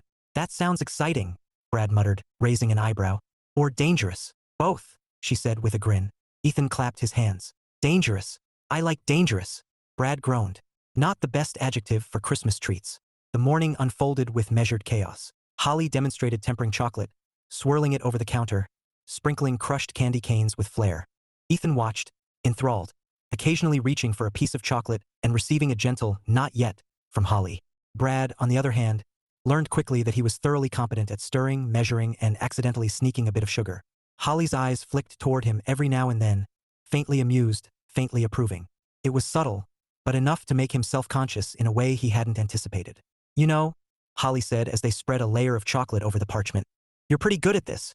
Brad's shoulders tensed. "I've done it a few times before." Sure, she said, tilting her head. "But most people don't notice the little things. You do." His fingers paused on the spatula. He looked at her, expecting a joke, a tease. But she wasn't joking. She was observing honestly, warmly, like she saw him in a way few people did. "That's nice to hear," he said quietly. "You're nice to watch work," she added softly, almost too softly. She turned to Ethan, pulling him gently away as the chocolate set. "Go wash your hands. Don't eat everything." "Do we have to?" Ethan whined, but obeyed with a grin. Brad shook his head, exhaling through his nose. "You're impossible." She laughed. Not a loud laugh. Not a performance. Just laughter that made the room warmer than the ovens. The peppermint bark set while they cleaned up the counters. Holly stepped back to admire their work, brushing stray flour from her sleeve. Brad found himself staring, not at her body, but at her. The way she moved, the subtle grace in her gestures, the way her expression shifted when she was thinking. Every small detail felt amplified, highlighted. "You okay?" she asked, glancing at him. He blinked, embarrassed. "Yeah, just thinking about work." "About work or about something else?" she asked lightly, eyes glimmering. Brad looked down at the counter, pretending to stir something that didn't exist. "Something else, probably." She said. "I see." Silence fell for a beat longer than comfortable but not awkward. It was the kind of pause that demanded honesty without pressuring anyone to speak. Finally, Brad cleared his throat. "Holly, He didn't finish. At the exact same moment, the kitchen door opened and a gust of cold air swept inside. Denise strode in, her grin spreading immediately. "Surprise," she said. "I brought reinforcements." Brad groaned. "You didn't." Holly frowned. "Reinforcements? Ethan said you'd need more supervision," Denise said, ignoring Brad's glare. "Plus, I baked. Not to compete. Purely educational." Brad pinched the bridge of his nose. "You've ruined every serious moment in the last month." Denise winked. "And yet, you survived, didn't you?" Holly shook her head, trying not to laugh, her cheeks coloring. "You really do follow him everywhere." "Someone has to," Denise said. "Now, do you need help or are you going to play charming kitchen hero alone?" Brad stood straighter. "We're managing." Denise only smirked, crossing her arms and watching like a cat assessing a room. After she left with promises to check back in later for quality control, Holly and Brad resumed their work. The chocolate had hardened. Candy canes crunched beneath their fingers as they broke pieces for packaging. And finally, the finished peppermint bark lay neatly in small tins. Ethan clapped his hands. "We did it. We're champions." Brad laughed, looking at him, then at Holly. "Champions indeed." Holly brushed a bit of stray chocolate from her mitten. "You know, you work well under pressure." "I do," Brad asked, surprised. "Very well," she said, tilting her head. "And you're fun to work with. Not many people make baking entertaining." His chest warmed. "Thanks, that's really nice to hear." She smiled, quietly, and for a moment neither spoke. Only the hum of the ovens and the occasional jingle of the front door broke the stillness. Brad realized something he hadn't admitted even to himself. Being with her was effortless, easy, comfortable, and yet exciting. Holly broke the silence. "Do you bake at home often?" "Sometimes," Brad said. "Mostly for Ethan. But, never with someone else." "You'll have to practice more often," she said. "You're a natural." Brad's gaze softened. "Maybe, if I had more time." She shrugged lightly. "Time's relative. You make time for what matters." The words hit him in a way that lingered after she said them. She didn't say it to judge. She didn't say it as advice. She said it as observation, and the truth in it prickled warmly under his skin. They packed up the tins for delivery to the charity event, laughing over mismeasured sugar and Ethan's chocolate fingerprints. The morning passed, sweet and chaotic and intimate in a way that wasn't romantic in a traditional sense, yet charged with quiet electricity. By the time Holly's car appeared to leave, the room smelled of peppermint, chocolate, and pine, the kind of scent that lingered in memory long after the source was gone. Ethan ran to her car, handing her a tin. For charity. We made it together. Holly knelt, hugging him. Thank you, champ. You did amazing. Brad stood a few steps back, hands in his pockets, trying to make sense of his rapidly warming thoughts. I had a great time today, he said quietly. She looked up at him, eyes bright. Me too. He hesitated, stepping closer. I'd like to do it again. Not because of the charity, but just with you. Holly's lips curved into the faintest smile. I'd like that too. A gust of cold wind swept through the open door. Brad shivered slightly. Holly noticed. Without thinking, she nudged a package of tins closer. Take some with you. Warm you up. He held it, awkwardly grateful. Thanks. She straightened, hands in her pockets, taking a step back. I'll see you soon? Yes, he said, low and certain. Soon. As Holly drove away, Brad lingered, watching the car disappear in the snow-dusted morning. He inhaled the peppermint-laced air. For the first time in months, he felt that pull of anticipation. Not fear, not obligation, not loneliness. Something else entirely. Something new. Something good. And maybe, just maybe, the start of something worth noticing. Chapter 8. Caroling, Cocoa, and an unexpected confession. The week before Christmas had a strange way of compressing time in Mapleton Falls. Brad felt it in every rhythm of his days. Work that piled up faster than snowdrifts, Ethan's school projects that arrived like little surprise avalanches, and Holly's texts that appeared with a regularity both exciting and mildly distracting. Do you like gingerbread caroling? I do now. Tomorrow? He read it once, smiled, and then felt an almost guilty pleasure in anticipation. Not a date, he reminded himself firmly, but there was a spark he couldn't quite ignore. Saturday arrived gray and frigid, a day when the wind seemed to cut through jackets like a blade. But Mapleton Falls, in its snowy glory, looked magical. The town square was alive with holiday music, lights glinting from every rooftop and window. Holly had organized a small caroling event for charity. It was just a handful of volunteers, some families, and a local guitar player, but to Brad, it seemed grander than any city concert. He arrived early, carrying Ethan on his shoulders after the boy insisted on skipping instead of walking. Holly was already there, bundled against the wind, fiddling with a stack of song sheets. She looked up as they approached, and her face brightened immediately. Good morning, you two, she called. Morning, Brad replied. Are we carol ready? Ethan puffed his chest. I'm ready to sing, march, and win trophies. No trophies, Holly said, laughing. But you can win cookies. Ethan nodded gravely, apparently satisfied. Brad handed her a thermos of cocoa he'd made himself, something he secretly hoped would impress. Hot cocoa. Strong enough to survive a snowstorm. Mild enough to keep everyone's sanity. Holly took it and sniffed it appreciatively. You think of everything. You could say I'm thoughtful, he said, but the word felt insufficient, and he hated that it sounded like he was trying too hard. She tilted her head, amusement sparkling in her eyes. Thoughtful is good. I'll take thoughtful. The small group began assembling, song sheets in hand, and Ethan found his spot near the front, performing exaggerated gestures for emphasis during the first verse. Brad watched, charmed by the boy's energy, and then glanced at Holly, who was tapping her foot in time with the guitar. Something about the way she smiled, her curls peeking out from under her hat, made him feel lighter.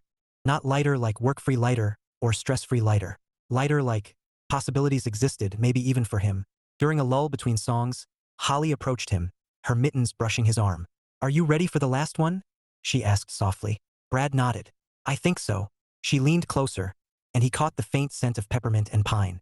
Do you want to step aside for a moment? She asked. He blinked. Step aside. To talk, she said, eyes flicking toward the gathered crowd. It can be quick. He hesitated, then nodded, leading her a few steps away from the throng. Snowflakes drifted lazily around them, landing on his jacket and hers. For a moment, the world narrowed to just the two of them. You've been quiet this week, she said, voice low. Not like you. Brad exhaled. I've been thinking about us, about everything. I didn't expect to feel this way. Way? She prompted, watching him closely. The way I feel when I'm around you, he said. His hands itched to gesture, to reach for something, but he let them rest at his sides. Easy, comfortable, excited, all at the same time. Holly's breath caught. You mean more than friendly? Brad swallowed. I think yes, more than friendly, but I'm trying not to screw it up. She laughed softly, brushing a curl behind her ear. Brad, you're doing fine. You don't have to label it. We can just see where it goes. He studied her for a long moment, the snow falling around them, Ethan's faint singing in the distance. See where it goes, he repeated. Yeah, I think I can do that. They returned to the group side by side and joined in the last carol. Brad found that he could hardly focus on the words. The song faded into background noise as he watched Holly, laughing at Ethan's antics, moving with a grace that made everything else feel muted. After the final song, the small crowd applauded, some dropping coins into a charity box. Holly handed Brad a warm cookie from a tin she'd brought. For you, she said, for surviving the caroling without embarrassing yourself too badly. He grinned. Thanks. It's been really nice. It's been nice for me too, she admitted softly. Their eyes met, and in that moment, Brad felt the ground shift slightly under him. Not dramatically, but enough that he was aware of every heartbeat, every inch of closeness between them. Ethan tugged on Brad's sleeve. Dad, can we get hot chocolate now? Brad laughed. Yes, buddy. We earned it. Holly offered to guide them to the vendor, holding the tin of cookies securely. As they walked through the snow-dusted square, Brad felt an easy rhythm with her at his side. A sync neither had forced but had simply happened. The vendor handed them steaming mugs, and they huddled together under a lamppost, letting the warmth seep through their gloves and coats. Ethan bounced on his heels, trying to keep his cup upright. Brad smiled down at him, then looked up at Holly. You know, he said quietly, I didn't expect to feel this much. Not in a long time. Holly's eyes softened. Neither did I. Brad swallowed, trying to get the words out. I like you, Holly. I really do. And I want to see where this goes. If you'll let me. She smiled, brushing a snowflake from his shoulder. I'd like that too, Brad. I really would. They lingered there, the snow swirling around them, not needing to say more. The warmth of their mugs, the soft laughter of Ethan, the glow of the Christmas lights. It was enough. When they finally made their way back toward their cars, Holly tucked her hand into his arm, casual but deliberate. Brad didn't pull away. He didn't want to. Ethan skipped ahead, singing to himself, oblivious to the quiet intimacy forming behind him. Brad glanced at Holly. I think this might be the start of something good. She looked up at him, eyes shining. I think it already is. As they waved goodbye in the cold air, Brad felt a lightness he hadn't felt in years. He didn't know exactly where this would go or what the future held, but for the first time in a long time he didn't need to know. He just needed to feel the warmth of the present. Holly at his side, snow under his boots, and the faint thrill of something new beginning. Chapter 9. Holiday lights, late-night confessions, and the spark between two people. The night was clear and crisp, the kind of December evening where every breath burned pleasantly in the lungs, leaving a trail of mist that danced under the streetlights. Mapleton Falls glowed with holiday cheer. Every lamppost had a wreath, the town square twinkled with strings of lights, and the faint smell of roasting chestnuts drifted from the vendor carts lining Main Street. Brad had parked near Holly's bakery, promising Ethan a quick tour of the town's decorations before bedtime, but mostly, he was looking forward to seeing Holly. He tugged his scarf tighter, shoving his hands into his coat pockets, and wondered why his heart felt like it was doing its own version of carols. Loud, rhythmic, impossible to ignore. He had expected this evening to be simple. Hot cocoa, lights, maybe a short stroll. What he hadn't expected was the quiet anticipation that came with seeing Holly. That her presence alone could make the world seem sharper, warmer, more vivid. Holly emerged from the bakery, bundled in her blue coat and scarf, cheeks flushed from the cold, hair curling around her face. She waved, carrying a small box of ornaments she had bought for Ethan. The sight of her made him pause, momentarily lost in the brightness of her smile. Ready? She asked, her voice soft but carrying easily in the winter air. Brad nodded, clearing his throat. Absolutely. They walked together through the light-draped streets, Ethan bouncing between them with boundless energy. He darted ahead, chasing imaginary snowflakes, then skidded to a stop, grinning at the display in front of the town square fountain. Brad followed Holly's gaze, watching as she admired the ice sculptures, the carved reindeer, and the shimmering garlands that reflected the town lights. There was a quiet joy in her movements, something unstudied, unforced. He felt it tugging at him, drawing him in. This is beautiful, Holly murmured, more to herself than to him. It really is, Brad said. I didn't realize how magical it could be until tonight. She glanced at him, eyebrows raised. I'm glad you're here to see it. Her voice held a warmth that made him feel like she just handed him a piece of sunlight. They paused near a particularly elaborate display, a life-size sleigh surrounded by carved wooden animals. Holly knelt to help Ethan examine it more closely, and Brad found himself watching, quietly envious of how effortless she was with the boy. She had a way of commanding attention without ever demanding it, a gentle authority that put both adults and children at ease. Brad knew that the way she looked at Ethan, warm, patient, entirely present, was the same way she looked at him, only different, subtler, more fragile. He swallowed, trying to keep his pulse under control. I'm glad you brought him, Holly said softly. meeting his eyes for the briefest moment. He's perfect. Brad felt a lump rise in his throat. Yeah, he is. He hesitated, then added, thanks for being so good with him. He responds to you more than I expected. Her cheeks tinged with pink. He's easy to respond to, and you're pretty good at being a dad. Don't sell yourself short. He shook his head with a sheepish grin. I try. They walked on, the night quiet except for their footsteps on the snow-dusted pavement and Ethan's occasional laughter. At a small bench tucked under a string of lights, Holly gestured toward it. Want to sit for a minute? Warm up with the cocoa I brought. Brad nodded. They settled side by side, Ethan perched between them, holding a small thermos Holly had prepared. Brad accepted his cup, the warmth spreading through his gloved hands. But it wasn't the drink that made his chest feel full. It was the quiet nearness of Holly, the simple act of sharing space in a world that suddenly felt expansive and intimate all at once. They sipped in companionable silence, Ethan nibbling on a sugar cookie. Brad stole a glance at Holly. She had tucked her hair behind her ear, her gaze soft, thoughtful. He felt that familiar flicker in his chest, the spark that had been growing steadily for weeks, subtle but insistent. So, she said, finally breaking the quiet, this week has been intense? Brad let out a small laugh. Intense, yes, but good. Really good. He met her eyes. I've been thinking a lot about us, about what's happening. Holly's lips curved into a faint, tentative smile. And he hesitated, the words heavier than he expected. And I like this. Liking you, I like being around you. I like all of this. He gestured vaguely at the town square, the lights, the snow. I like feeling this way again. After a long time, her eyes softened, glimmering in the lamplight. Brad, I know, he said quickly. We're not rushing anything. I just want you to know, because hiding it feels wrong. She reached out, brushing her mittened hand against his. The contact was fleeting but electric. I feel the same, she admitted. I've been feeling it for weeks, and I didn't know if I should say anything. He looked down at her hand, then up into her eyes. I'm glad you did. For a long moment, neither spoke. They just sat there, the world around them muffled by the snow and the warmth of shared presence. The unspoken tension, the quiet thrill of mutual acknowledgement, was almost dizzying. Brad realized that admitting his feelings didn't make them simpler. It made them more real, more fragile, more urgent. Ethan, ever the untamed observer, finally interrupted with a yawn. Can we go home now? Brad chuckled, lifting him gently into his arms. Yes, buddy. Home first, then cookies and bed. Holly stood, brushing snow off her coat, her gaze lingering on Brad. I'll walk you to your car, she said softly. They moved through the softly falling snow, side by side, the warmth between them unspoken but undeniable. At his truck, Brad turned to her. He began, then caught himself, shaking his head. I don't want to say the wrong thing. You don't have to, she said. We're good. This feels good. Let's just feel it for now. Brad exhaled, relief flooding him. Yeah, that sounds perfect. They stood for a moment longer, the streetlights painting golden halos around them, the quiet hum of the town's holiday festivities surrounding them. Then Holly smiled, her mittened hand brushing against his again briefly, a promise without words. Brad opened the truck door and helped Ethan climb inside. Thanks, he said quietly, glancing at Holly. For tonight. For everything. Of course, she said, her eyes bright. See you soon. Yes, he replied, voice low but certain. Very soon. She nodded, then turned and disappeared down the sidewalk, her figure illuminated by the twinkling lights, leaving Brad with a warmth he couldn't quite explain, but one he didn't want to escape.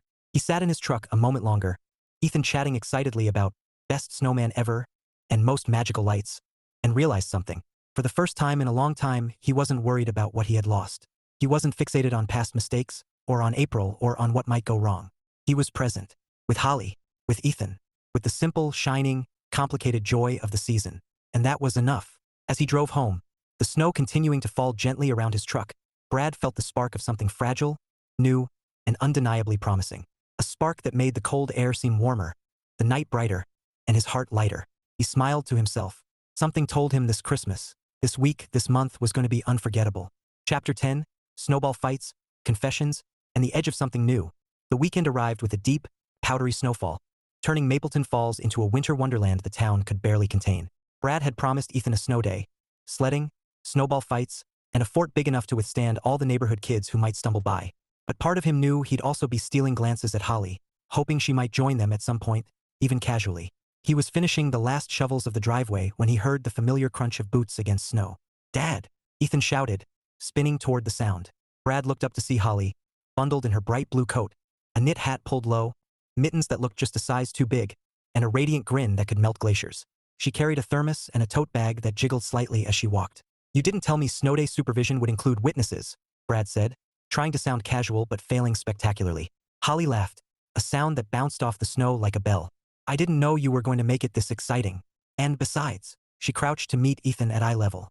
"I think I'm qualified for snowball referee duties." Ethan gasped, eyes wide. "You get to play too?" "Maybe," Holly said, standing and brushing snow from her coat. "Depends on my ability to stay upright in the snow." Brad shook his head, smiling despite himself. "You're going to end up soaked. And possibly victorious," she added with a wink. The three of them spent the morning building a fort in the side yard, Ethan insisting on elaborate defense systems, while Brad and Holly offered practical guidance. Holly was surprisingly adept at snow architecture, a fact Brad found both impressive and distracting. Her hands were cold, cheeks flushed, and every so often snowflakes clung to the tips of her hair, framing her face in the most distracting way possible. "Watch out," Ethan shouted, flinging a snowball toward Brad. Brad dodged, laughing, but couldn't stop himself from glancing at Holly, who had quietly scooped up a handful of snow. "Ready?" she asked. Brad's eyes narrowed playfully. "I think so." She launched it, catching him square in the shoulder. Snow exploded, cold and wet. "Ah!" he yelped, laughing uncontrollably. "You cheated. I call it strategy." Holly shot back, laughing. Her cheeks were red, her eyes bright, and for the first time in weeks, Brad felt something unguarded and effortless between them. Ethan squealed and dove into the middle, creating chaos that sent snow flying in every direction. Brad chased him, then found Holly had disappeared around the other side of the fort, apparently staging a surprise attack. He paused, chest heaving, and looked around. She emerged from the snow drifts, laughing, snow melting into her mittens. "Truce?" she asked, holding her hands up, though he suspected she wasn't really sincere. "Temporary truce," Brad said, grinning, though he already had a snowball forming in his glove. The three of them ended up in a pile of snow near the fort entrance, Ethan in the middle squealing with delight. Brad laughed so hard his stomach ached, and Holly's laughter mingled with his, snowflakes drifting down like confetti. Finally, they collapsed in the fresh snow, catching their breath, cheeks red from the cold. Holly leaned back, gazing at the sky. "This is perfect," she murmured. Brad turned to her. "Yeah, it really is." She looked at him, eyes soft, earnest. I like being here, with you, with Ethan. It feels easy." Brad felt his chest tighten. Easy. That word carried a weight he hadn't realized he craved. Easy meant safe. Easy meant real. Easy meant possible. "I like it too," he admitted quietly. "More than I expected." Her gaze held his, and for a long moment, neither spoke. The snow muffled the world around them, but the silence wasn't uncomfortable. It was electric. It was a pause full of possibility, a soft edge where everything felt like it might shift. Then Ethan coughed. "Are we done with the talking? Can we have hot chocolate now?" Brad laughed, brushing snow off his coat. "Yes, buddy. Hot chocolate." Holly gathered their things and led them inside, the warmth of her bakery enveloping them instantly. Steam rose from the ovens, mingling with the rich smell of chocolate and vanilla. Brad followed, carrying Ethan, and found himself looking at Holly again. She moved through the kitchen with ease, pouring cocoa and handing out mugs, her fingers brushing his slightly each time she passed. The three of them huddled at a small table, sipping cocoa and nibbling cookies Holly had brought from the bakery. Ethan babbled about snowball strategies, snow forts, and how he was definitely the best snowball launcher ever. Brad smiled, watching Holly's laughter mingle with Ethan's. He felt a warmth that had nothing to do with cocoa or the fire crackling in the stove. After a moment, Holly leaned closer, lowering her voice. "Brad, can I ask you something?" "Of course." She hesitated, glancing at Ethan, who was momentarily distracted by a marshmallow, then back at Brad.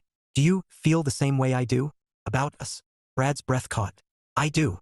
He paused, then added quietly, "I have for a while, actually. I just wasn't sure if it was the right time." Her lips curved into a small, relieved smile.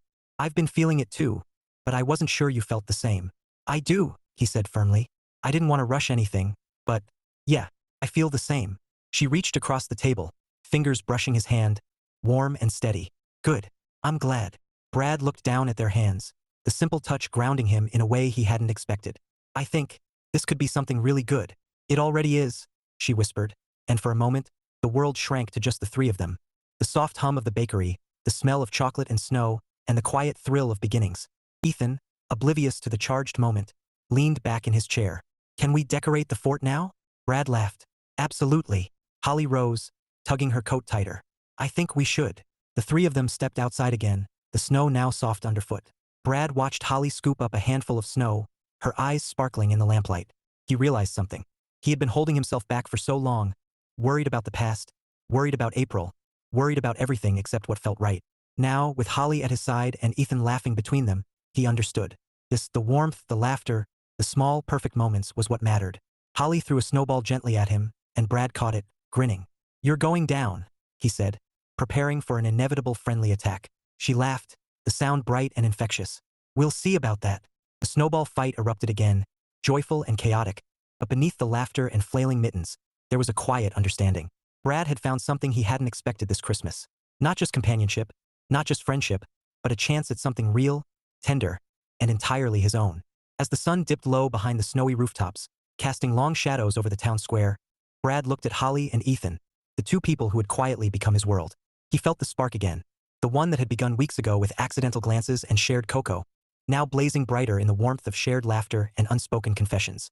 For the first time in a long time, Brad felt the future wasn't something to fear or overthink.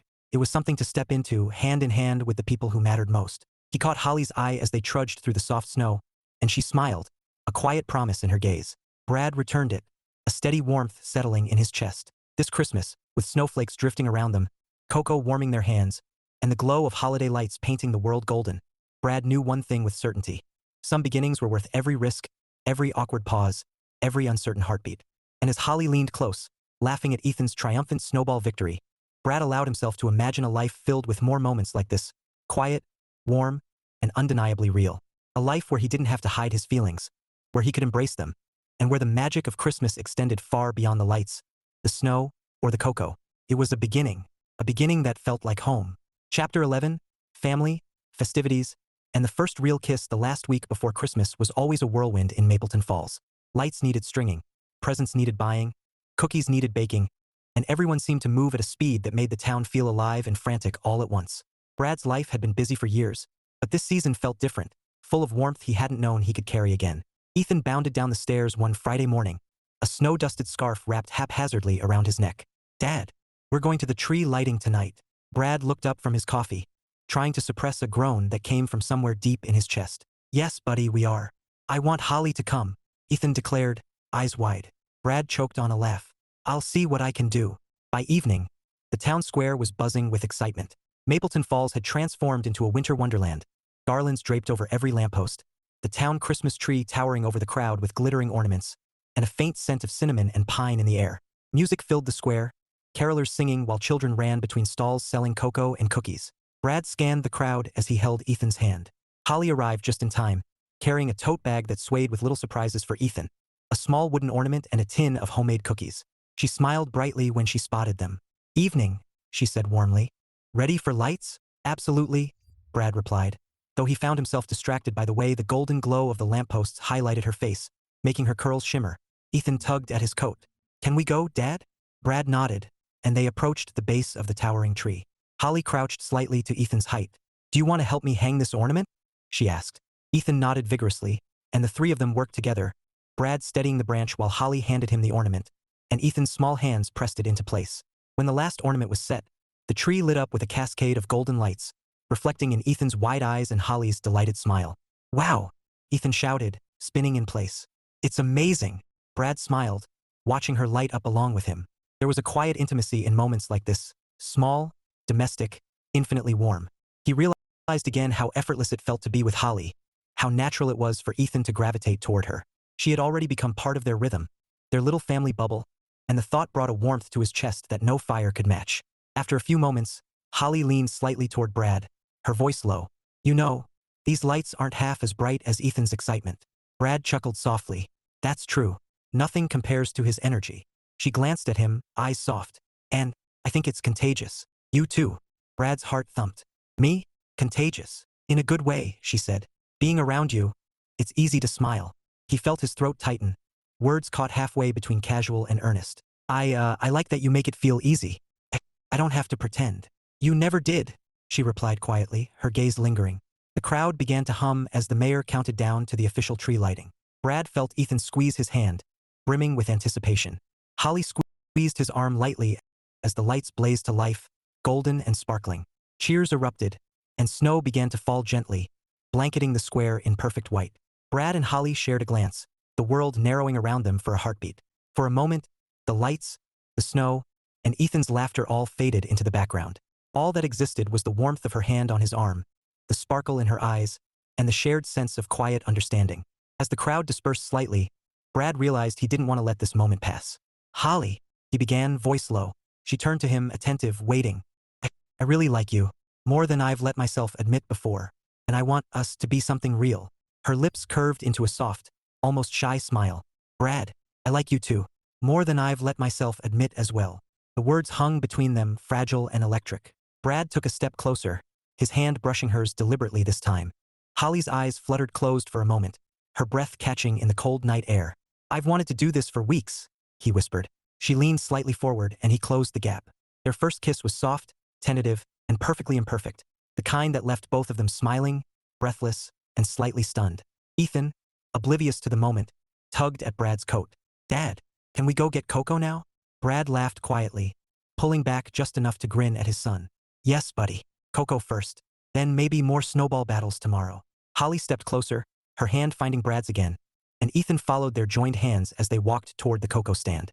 The night felt warm despite the snow, alive with magic that had nothing to do with lights or decorations and everything to do with the simple closeness of two people choosing each other. Afterward, they found a quiet spot near the fountain, sharing cocoa and cookies, watching snowflakes swirl around them. Brad realized that this, Holly by his side, Ethan laughing, the world softened by winter's touch, was the kind of memory he wanted to hold on to forever. "Holly," Brad said, voice low, "I've never felt like this before, not with anyone, and I don't want it to end." "It won't," she said softly, leaning her head on his shoulder for a moment. "Not if we don't let it." Brad exhaled slowly, feeling the weight of months, maybe years, lift from his shoulders. He squeezed her hand gently, letting the warmth of her presence settle into him. "I think we're going to be okay." "I know we are," she whispered. They lingered there, sipping cocoa, wrapped in coats and scarves, hearts beating in quiet synchrony. Ethan eventually fell asleep in Brad's arms, snowflakes landing on his hair, cheeks pink from the cold and the excitement of the evening. Brad looked down at Holly, tracing the curve of her scarf with his fingers. "You know," he said quietly, "I didn't think this Christmas could get any better." Holly tilted her head, smiling. "Neither did I, but it did." They leaned into each other again, letting the magic of the season and the warmth of newfound love surround them. The world around them faded to a soft blur of lights, snow, and quiet joy. For Brad, it felt like home, the kind of home he hadn't realized he was missing until now. And in that moment, he knew with absolute certainty that this was only the beginning of their story, a story filled with laughter, warmth, and the kind of love that could grow slowly, steadily, and perfectly in the coldest of winters. The night ended with more cocoa, shared cookies, and promises whispered softly between them. Brad carried Ethan home, Holly's hand in his the entire way, feeling a certainty he hadn't dared hope for. For the first time in years, Brad wasn't worried about what he'd lost or what the future held. He was present. He was warm. He was with the people who mattered most. And for Brad Morris, 34-year-old single father, that was more than enough. Chapter 12, Christmas Eve, Family Traditions, and the Gift of Belonging. The air was sharp and clear on Christmas Eve in Mapleton Falls. The town streets glimmered under freshly fallen snow, every shop window decorated with wreaths, twinkling lights, and displays so cheerful they practically hummed. Brad drove slowly down the familiar streets, Ethan strapped safely in the back, his small hands tapping rhythmically against the car seat. The boy's excitement was contagious, filling the truck with an energy that made Brad smile despite the cold and exhaustion of the past few weeks. "Holly's coming tonight, right?" Ethan asked, bouncing in his seat. Brad glanced in the rearview mirror at his son's wide-eyed enthusiasm. "Yes, buddy. She'll be here soon. You're going to show her your Christmas fort." Ethan nodded vigorously. "And maybe we'll sneak some cookies too." Brad chuckled. "No promises, kiddo." When they arrived home, the house smelled of pine from the freshly cut tree and cinnamon from the cookies Brad had baked earlier in the day with Ethan. Holly was already there, carrying a small gift bag and a thermos of hot cocoa. Her cheeks were flushed from the cold, and her bright smile made Brad feel, once again, that the world had been waiting for her all along. "Hey!" Ethan shouted, dashing to her and nearly knocking her off balance. Holly laughed, catching him just in time. "Whoa, easy, champ." Brad shook his head, smiling. "He's been excited all day." "Well, so am I," Holly admitted softly, brushing a stray curl from her face. She handed Brad a tin of peppermint bark. "For you. I thought we could have a little taste before dinner." Brad accepted it, feeling a warmth that had nothing to do with chocolate. "Thanks, Holly. You didn't have to." "I wanted to," she said, smiling. Dinner was a cheerful chaos, full of laughter, clinking dishes, and Ethan's endless commentary about reindeer, snowmen, and how Santa would definitely eat all the cookies they left out. Brad watched Holly move effortlessly around the table, serving, teasing Ethan gently, and occasionally meeting his eyes with a look that made his chest tighten with a pleasant ache. After dinner, they gathered around the tree for gift-giving. Holly handed Ethan a small wooden train set she had found, and the boys' squeals of delight filled the room. Brad handed Holly a carefully wrapped gift, a small handcrafted ornament he had found that reminded him of their first baking day together. She unwrapped it, her eyes lighting up. "Brad, it's beautiful. I thought you might like it," he said, his voice quieter than intended. "For the tree, or whatever you want. It's perfect," she said, holding it gently in her hands. She looked at him for a long moment, and Brad felt the room shrink until it was just the two of them. Ethan, oblivious to the quiet tension, tore into the remaining presents, scattering wrapping paper like confetti. Brad and Holly shared a smile, a quiet understanding passing between them, and it was the kind of moment Brad knew he would carry with him for years. After the gifts, Brad suggested a tradition he had grown up with, a walk through the neighborhood to admire the Christmas lights. The three of them bundled into coats, scarves, and hats, and stepped into the crisp night. Snow crunched under their boots, and the air smelled faintly of pine and wood smoke. Mapleton Falls was quiet, the streets lined with homes aglow with festive decorations. "This is my favorite part of Christmas," Brad admitted, his voice soft. "Walking through the neighborhood, just looking at the lights." "It's beautiful," Holly said, her voice equally soft. She linked her arm through his, and Brad felt a surge of warmth. "I can see why you love it." Ethan darted ahead, pointing out every blinking light, every carefully decorated wreath. Brad and Holly followed, their conversation easy, punctuated by laughter at Ethan's enthusiastic commentary. At one point, they stopped near a particularly elaborate display, a miniature village with tiny houses, figurines, and twinkling lights. Brad crouched to Ethan's level, explaining the details of the tiny scene, while Holly knelt beside them, her hand brushing his arm occasionally. He realized that in every small touch, every shared glance, every laugh, there was a building intimacy that neither of them seemed to fear or rush. As they walked back toward Brad's house, Holly's voice dropped to a whisper. "Brad, I just want you to know. It feels right. I've never felt this way before, and I'm scared to hope, but also excited." Brad stopped, turning to face her. The streetlight caught her hair, the snowflakes settling softly around her, making her look like she'd stepped out of a snow globe. He took her hands in his, warm and solid against the cold. "I feel the same," he admitted, his voice low but firm. "I've been hesitant, and I've been scared, but with you, it feels like home. Like everything that's been missing finally makes sense." Holly's eyes shimmered with something that was both relief and joy. "I was hoping you'd say that." Brad leaned closer, brushing a stray curl from her cheek. "Holly, I don't want to hide how I feel anymore. I like you, I like us, and I want to see where this goes. Together with Ethan, all of it." Her lips curved into a smile, soft and tender. "I want that too, more than I can say." For a long moment, they simply stood there, hands entwined, hearts beating in synchrony. The world seemed to hush around them, leaving only the quiet promise of something new, fragile, and wholly theirs. Finally, Brad pulled her close, and their first Christmas Eve kiss was gentle but full of meaning, the kind that spoke of beginnings, of trust, and of the quiet certainty that they had found each other at exactly the right time. Ethan, noticing the intimacy, clapped his hands. "Aunt Holly, that was awesome. Can we go inside now?" Brad laughed, lifting the boy into his arms. "Yes, buddy. Let's get you warm and ready for bed." Inside, the house was a cocoon of warmth, lights, and the faint smell of pine. Holly stayed close, helping Ethan settle in with a bedtime story, her presence a steady comfort.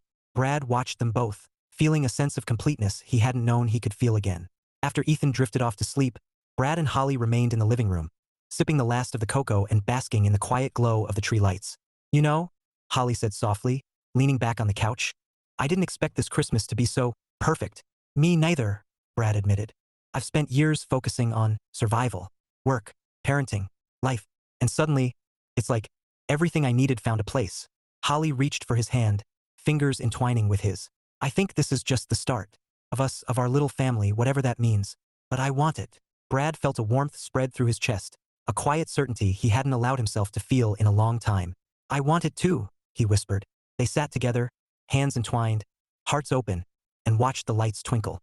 Outside, snow continued to fall softly, coating the world in a blanket of quiet magic. Inside, the warmth of the room, the closeness of Holly and Ethan, and the feeling of belonging settled around Brad like a gift he hadn't dared hope for. For the first time in years, he didn't have to worry about what was lost or what might go wrong. He only had to feel the present, full of laughter, warmth, and love. And that, he realized, was enough. As the night deepened and the snow thickened outside, Brad leaned back, breathing in the scent of pine, cocoa, and the quiet promise of tomorrow. Holly rested her head on his shoulder, fingers still entwined with his, and for the first time in a long time, he allowed himself to hope, truly hope, for the future. And in the heart of Mapleton Falls, under the glow of the Christmas tree lights, with snow falling gently outside, Brad Morris understood one unshakable truth. This was home. Not just the house, not just the town, but the people, the warmth, the laughter, and the love that had finally found its way into his life. This Christmas Eve, he had everything he didn't know he needed. Chapter 13. Christmas morning, promises, and the beginning of forever.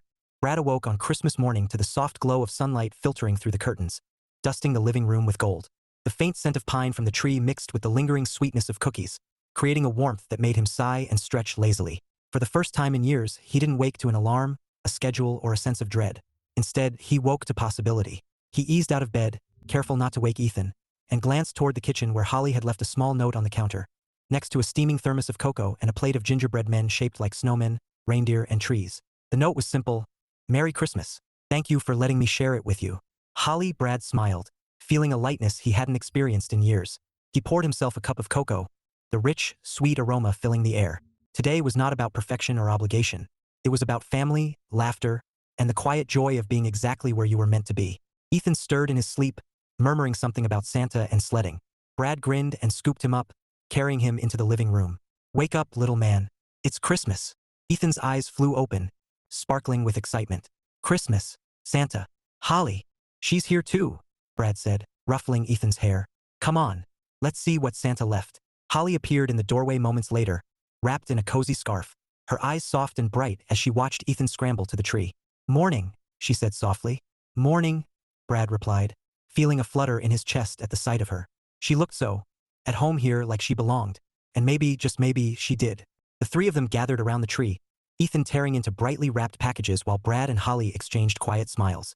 He handed her the last small gift he had kept hidden, a delicate silver pendant with a tiny snowflake, simple but elegant, chosen carefully because it reminded him of her. Holly gasped softly as she opened it. "Brad, it's beautiful. I thought it would suit you," he said, voice low. "Something small to remind you of today, of us." She touched it gently, then looked up at him, eyes glistening. "It's perfect. Thank you for everything." Brad swallowed, his heart thumping. "No, thank you for being here, for making this feel possible." Ethan, oblivious to the quiet tension, leapt onto Brad's lap, holding a small stuffed reindeer. "Santa brought me Rudolph. Look." Brad laughed, hugging his son tightly. "That's amazing, buddy. Rudolph's going to have fun here." Holly joined them on the couch, tucking her arm through Brad's. The three of them sat together, a cozy cluster of warmth, love, and laughter. Outside, the snow fell softly, covering the world in white silence, as if it had been waiting for this moment.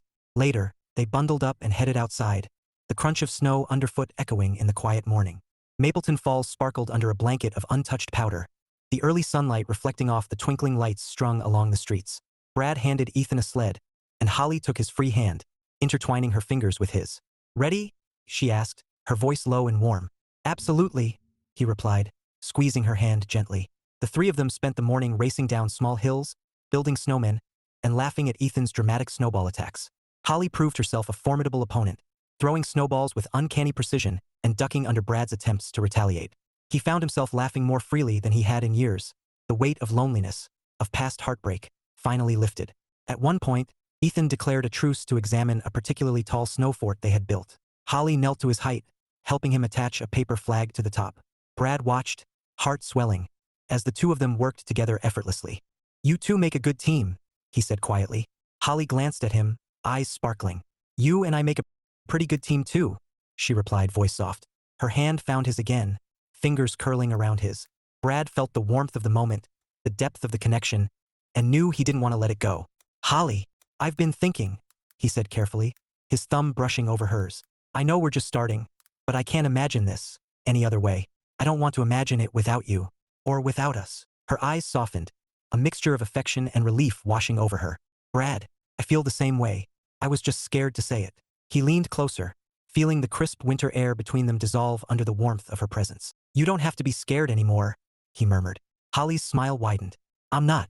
And then, beneath the snow-dusted trees, with Ethan giggling nearby and the small town of Mapleton Falls glowing with Christmas cheer, Brad and Holly shared a long, tender kiss, one that carried all the promises of beginnings, of trust, of love that could grow steadily and surely.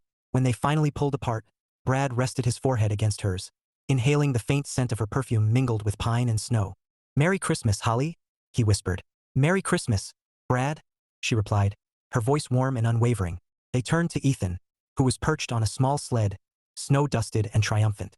"Dad, Holly, can we go get Coco now?" Brad laughed, scooping him up in his arms. "Yes, buddy. Coco first. Then more snowball battles, okay?" The rest of the day passed in a blur of laughter, warmth, and quiet joy. They visited the town square one more time, sipping cocoa and marveling at the lights. Brad watched Holly and Ethan interact, her patience, warmth, and playfulness making his heart ache in the best possible way. He realized, fully and finally, that she wasn't just part of this moment. She was part of his life now, a permanent presence he could rely on, a partner in every sense. Back at home, they settled near the fireplace. Holly curled up next to him, Ethan snug between them, and Brad let himself finally breathe. The past year, with all its hardships, heartaches, and uncertainties, felt like it had been preparing him for this. A Christmas filled not just with tradition, but with love, family, and belonging. "Holly," he said softly, brushing a curl from her face, "I know we've only just begun, but I want to keep building this. With you, with Ethan, with everything we have." Holly's hand found his, her thumb tracing circles against his palm. "I want that too, Brad. More than I can say. I've been waiting for something real, and I think we found it." Brad leaned closer, pressing a soft kiss to her temple. "We did. We really did." Outside, snowflakes drifted down gently, landing on windowsills, rooftops, and the quiet streets beyond. Inside, the house was filled with the warmth of shared laughter, cocoa, and the soft hum of Christmas carols in the background. For the first time in a long time, Brad felt a peace that went beyond the fleeting magic of the season. He felt rooted, connected, and undeniably loved. As the evening drew on, Holly rested her head against his shoulder, Ethan asleep in his arms, and Brad allowed himself to imagine the future. Not as a series of uncertainties, but as a tapestry waiting to be woven, thread by thread, with love, laughter, and small, perfect moments like this one. He whispered softly, mostly to himself, "Merry Christmas, for real this time." Holly looked up at him, her eyes shining in the firelight. "Merry Christmas, Brad." Ethan stirred slightly in his sleep, mumbling, "Merry Christmas, Dad." "Holly." Brad pressed a gentle kiss to his son's forehead. "Merry Christmas, buddy. We're going to have the best one yet." Holly smiled, lifting her face to his. "And the first of many more," she said softly. Brad nodded, feeling the truth of it deep in his chest. Yes, this Christmas had brought joy, laughter, and love. But more than that, it had brought them together, Holly, Ethan, and him. A family forged not just by circumstance, but by choice, care, and the quiet courage to take a chance on love again. Outside, the snow continued to fall, covering Mapleton Falls in a pristine blanket of white. Inside, the lights of the Christmas tree flickered, casting golden warmth over three people who had found their way to each other. Brad knew that whatever challenges lay ahead, they had something that would endure, love, trust, and a sense of home that could weather any storm. He wrapped an arm around Holly, pressed a kiss to her hair, and held Ethan close. The three of them sat together, hearts warm, laughter lingering, and the gentle certainty that this was only the beginning of a lifetime of Christmas mornings spent together. And for Brad Morris, 34-year-old single father, that was more than enough. It was everything. Snowflakes swirled outside, lights shimmered inside, and for the first time in a long time, everything felt right. The end.